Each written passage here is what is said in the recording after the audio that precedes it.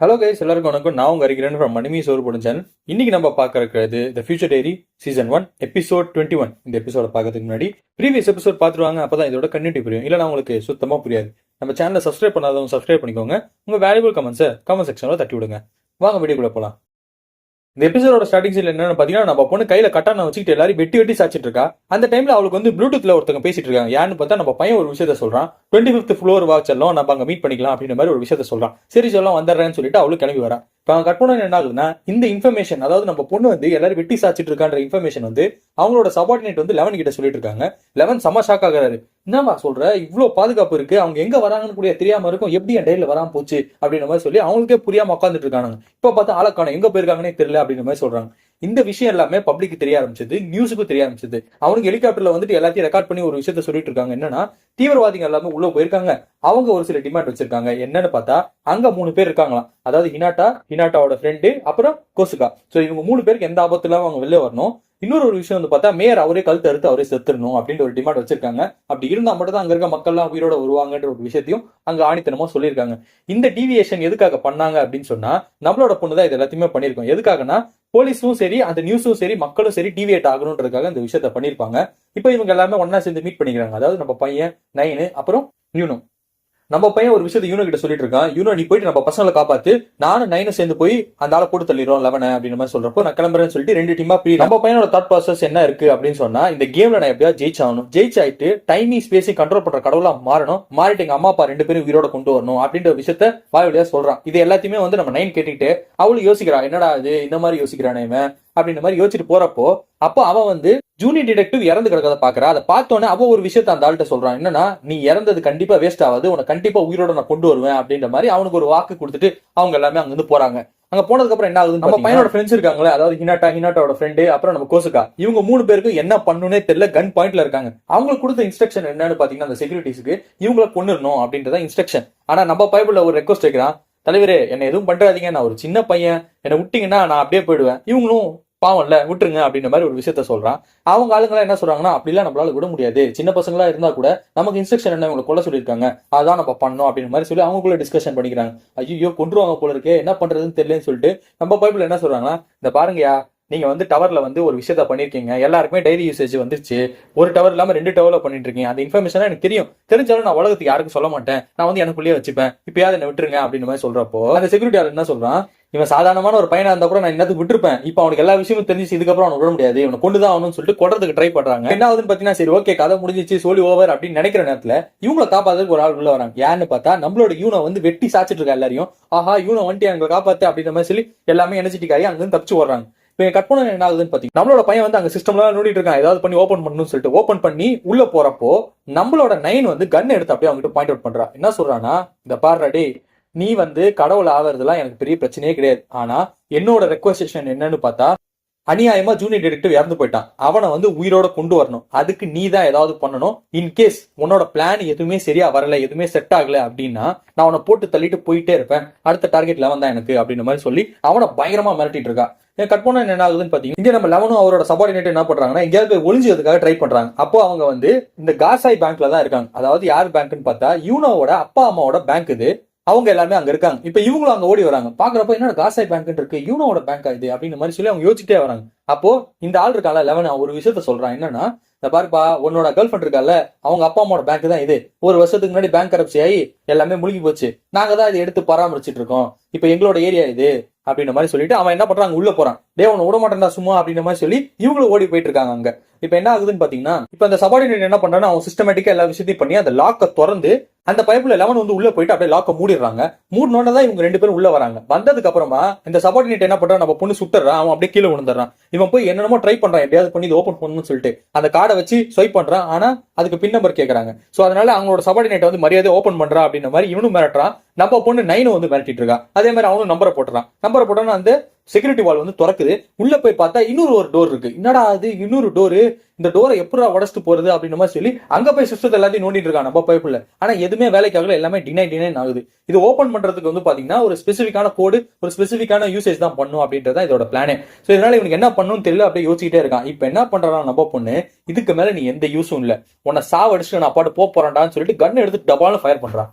Fire பண்ண கொஞ்ச நேரத்துல வந்து பாத்தீங்கன்னா என்ன நடக்குதுன்னு பார்த்தா நம்ம பைபிள் அங்கிருந்து ஓடி வந்துட்டான். அவன் மூஞ்சில அப்படியே கிழிச்சிட்டு போயிருக்கு, மூஞ்செல்லாம் ரத்தமா இருக்கு, ஒரு இடத்துல ஒளிஞ்சிட்டு இருக்கான். நைன் என்ன சொல்றானா, நீ எங்க போனாலும் அவனை சும்மா விட மாட்டேன், உன்னை கொல்லாம விட மாட்டேன்டா அப்படின்ற மாதிரி சொல்லிட்டு அவ கண்ணோட வந்துட்டு இருக்கா.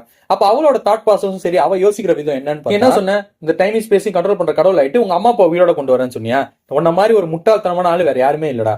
அதாவது அம்மா அப்பான்றவங்க வந்து பார்த்தா எல்லாருக்குமே வருவாங்க, அவங்க பிள்ளைங்களை பாத்துப்பாங்க, அந்த ப்ரொடெக்ஷன் எல்லாமே அவங்களோட கடமைகள், அது வேற விஷயம். ஆனா உனக்கும் அவங்களுக்கும் சம்பந்தமே இல்லாம ஒரு சில பேர் உனக்காக உயிர் கொடுக்க ரெடி ஆறாங்க பேர், அந்த மாதிரி ஆளுங்களை தாண்டா நீ முதல்ல காப்பாற்றணும். அப்படி பாக்குறப்போ ஜூனியர் டிடெக்டிவ் தாண்டா எனக்கு பெரிய ஆளு, அவனை தாண்டா முதல்ல உயிரோட கொண்டு வரணும், ஃபர்ஸ்ட் நான் கடவுளா எல்லாத்தையும் மாத்திரண்டா அப்படின்ற மாதிரி ஒரு விஷயத்த சொல்லிட்டு இருக்கா.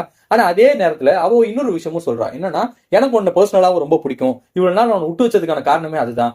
ஏன்னு சொன்னா ரொம்ப வருஷங்களுக்கு முன்னாடி நானும் வந்து எங்க அம்மா அப்பா இழந்துட்டேன், ஒரு பயங்கரமான போர்ல அவங்க எல்லாமே இறந்து போயிட்டாங்க. அப்ப நான் தனியா தான் இருந்தேன், ஒரு நாள் எனக்கு ஹெல் மாதிரி இருந்துச்சு, எனக்கு சாப்பாடு கிடைக்காது, எல்லாருக்கிட்டையும் திருடி தான் தின்ற மாதிரி நிலைமையில இருந்தேன், அவ்வளவு கஷ்டப்பட்டேன். அதை பாக்குறப்போ நீயும் என்ன மாதிரி தான், ஆனா அதுக்காகலாம் உயிரோட விட முடியாது, இப்போ உன்னை கொண்டுட்டு அடுத்த என்ன ப்ராசஸ்ன்றத நான் பார்க்க போறேன் அப்படின்ற மாதிரி சொல்லிட்டு இவ கண்ணோட போயிட்டு இருக்கா. இப்ப நம்ம பைபிள யோசிச்சுட்டு இருக்கான், இவனும் வந்துட்டானா நம்ம தப்பிச்சிருவோம் இங்கிருந்து, அவ எங்க வராளா இல்லையா என்ன கதைனே தெரியலையா அப்படின்ற மாதிரி சொல்லி நம்ம பைபிள செம்மையா பதறிட்டு இருக்கான். ஏன்னு சொன்னா அவனுக்கு டெட் ட்ரிகர் ஆயிடுச்சு, என்னடா பண்ணலாம் அப்படின்ற மாதிரி சொல்லி யோசிச்சுட்டு இருக்கான். நீ கட் பண்ணோன்னு என்ன ஆகுதுன்னு பாத்தீங்கன்னா, நம்மளோட பொண்ணு யூனோ வந்து இந்த பசங்களை காப்பாத்தி கூட்டு வந்துட்டு இருக்கால, அப்ப அவளுக்கு வந்து ஒரு ட்ரிகர் ஒன்று வருது. என்னன்னு பார்த்தா நம்ம பைபிள வந்து அங்க டெட் ட்ரிகர் ஆயிடுச்சு, அதனால அவனை போய் காப்பாற்றணும், ஏதாவது பண்ணி ஆகணும்ன்ற மாதிரி நம்ம பொண்ணு பைத்தியக்காரத்தனமா என்ன பண்றான்னா வேகமா ஓடுறா. இந்த பசங்களுக்கு ஒண்ணுமே புரியல, எங்கம்மா ஓடுற, நீ பாட்டு ஓடிட்டு இருக்க, ஏதாவது சொல்லி தொலையா அப்படின்ற மாதிரி சொல்லி நம்ம பசங்க கேட்கறானுங்க. அப்ப அவங்களுக்கு ஒரு கால் வருது, யார்கிட்ட இருந்து, ஹாரு கிட்ட இருந்து. ஏன் ஹாரு பண்றான் அப்படின்ற மாதிரி சொல்லி அங்க ஒரு டிஸ்கஷன் ஆயிட்டு இருக்கு.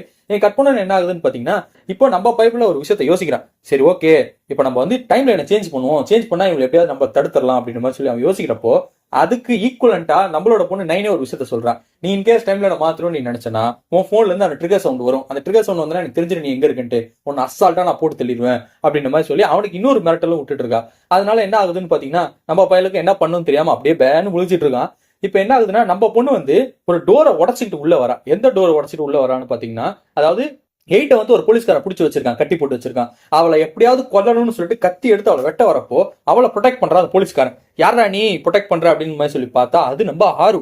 நீ ஏன்டா இங்க இருக்கு அப்படின்ற மாதிரி சொல்லி அவனை யோசிச்சு பாத்துக்கிட்டே இருக்கான். அந்த டைம்ல அவனுக்கு ஒரு மெசேஜ் வருது. என்னடா மெசேஜ் அப்படி சொல்லி பாக்குறப்போ அதுல நம்ம பைபிள் ஒரு மெசேஜ் போட்டிருக்கான்.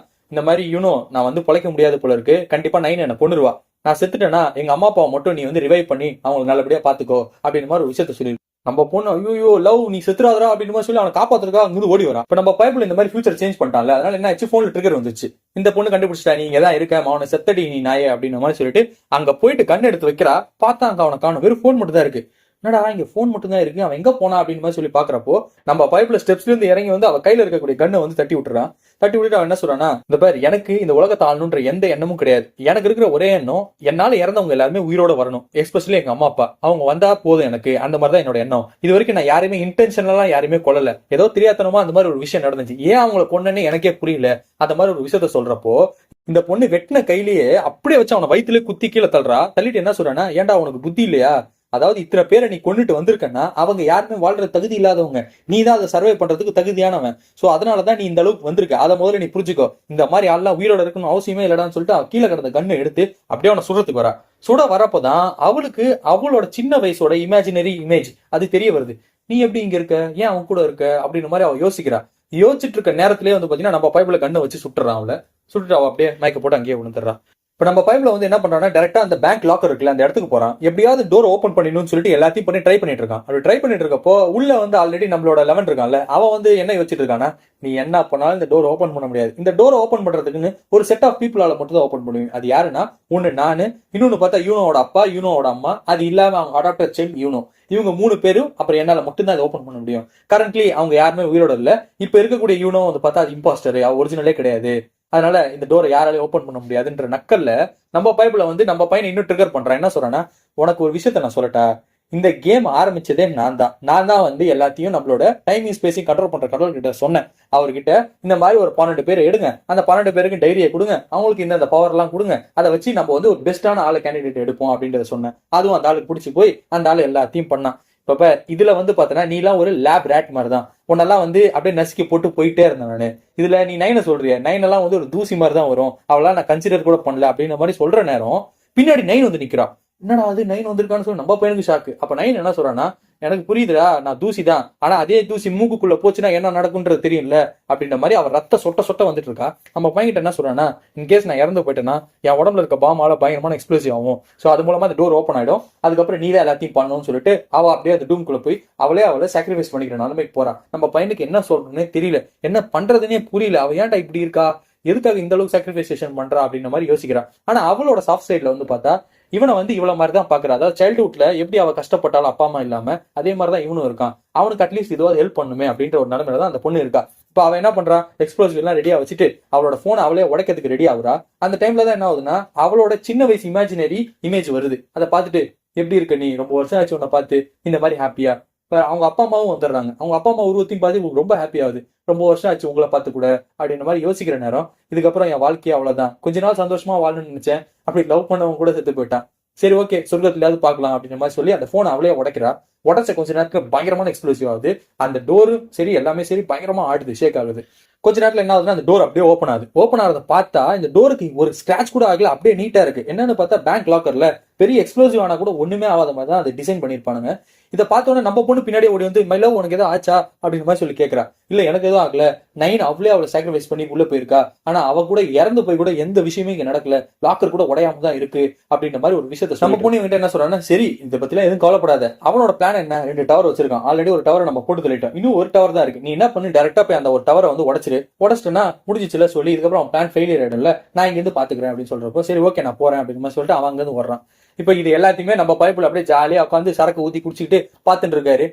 அங்க போறியா, சரி ஓகே பண்ணு, ஒன்னும் இல்ல, இன்னொரு ஒரு டவர் உருவாக்கிற போறோம், இதெல்லாம் ஒரு பெரிய விஷயமா, நம்ம தான் காப்பியா போட்டு வச்சிருக்கோமே அப்படின்ற மாதிரி ரொம்ப மேதாப்புல இருக்கான் நம்ம பைப்புல. அப்ப அவனே எதிர்பார்க்காம அந்த டோர் ஓப்பன் ஆகுது. யாரா டோர் ஓப்பன் பண்றா அப்படின்ற மாதிரி சொல்லி அப்படியே பயத்துலயே திரும்பி பாக்குறான். பார்த்தா அது நம்ம யூனோ பார்த்துட்டு அப்படியே சிரிக்கிறா. இவன் எப்படி, இவன் இம்பாஸ்டர் ஆச்சு, இவன் எப்படி உள்ள வந்தான்னு யோசிக்கிறேன். அப்படியே அவனை சுட்டுறா. அவன் அப்படியே அங்க செத்து போயிடுறான். இவன் செத்து போன நம்ம பையன் வந்து பாத்தீங்கன்னா அந்த டவர்ல இருக்கக்கூடிய எல்லாத்தையும் சுட்டு தள்ளுறான். அப்ப அவன் போன்ல ஒரு விஷயம் ட்ரிகர் ஆகுது. என்னன்னா, இந்த மாதிரி வந்து 11 இறந்துட்டாரு, கொண்டது வந்து பார்த்தா நம்ம பொண்ணு தான் அப்படின்னு தெரிஞ்சோன்னு, ஏன் நான் வந்ததுக்கு அப்புறமா கொண்டா, பிளஸ் இன்னொரு விஷயமும் யோசிக்கணும், எதுக்காக 11 வந்து அவளை உள்ள விட்டான் அப்படின்ற மாதிரி அந்த பைப்ல யோசிச்சுட்டு இருக்கான். அதுக்கப்புறம் அப்படியே கான்சியஸ் இல்லாம அப்படியே கீழே விழுந்துடுறான். அடுத்த நாள் ஏஞ்சி பார்த்தா அவன் பெட்ல இருக்கான். என்னடா அது நம்ம பெட்ல இருக்கோம் அப்படின்ற மாதிரி சொல்லி பார்த்தா அவன் வைக்கக்கூடாத இடத்துல கையை வச்சுட்டு இருக்கான். ஐயோ நீ எப்படிமா இங்க பக்கத்துல உட்காந்துட்டு இருக்க அப்படின்னு மாதிரி சொல்லி கேட்கிறப்போ, நைட்டு ரொம்ப லேட் ஆயிடுச்சு இல்ல அதனாலதான் அப்படின்ட்டு, முதல்ல போய் ட்ரெஸ் போடுமா அப்படின்ற மாதிரி சொல்றான். அவளை போய் ட்ரெஸ் போட ஆரம்பிக்கிறான். உடனே அவன் போன் எடுத்து பாக்குறான். பாக்குறப்பதான் தெரியுது 8 யார் கஸ்டடியில இருக்காங்கன்னா அது 6 கஸ்டடியில. சரி ஓகே 6 கிட்ட தானே 8 இருக்கா, கண்டிப்பா 6 வந்து 8 என்கிட்ட கொடுத்துருவான், அவளை நம்ம கொண்டுட்டோம்னா இந்த கேம் பாதி முடிச்சிடும் அப்படின்ற மாதிரி நம்ம பைப்ல யோசிச்சுட்டு இருக்கான். இப்ப அங்க பாக்குறப்ப என்னன்னு பாத்தீங்கன்னா, ஆறுவோட வீட்டுல நம்மளோட ஃப்ரெண்ட்ஸும் இருக்காங்க, அப்புறம் 8 உட்கார வச்சிருக்காங்க கஸ்டடியில. அப்ப 8 கிட்ட ஒரு விஷயத்த நம்ம 6 சொல்றான். என்னன்னா, இந்த பாருமா, டைம் ஸ்பேஸை கண்ட்ரோல் பண்ற கடவுளா இருக்கக்கூடிய தகுதி வெறும் யூகி கிட்ட மட்டும்தான் இருக்கு, வேற யார்கிட்டயுமே கிடையாது.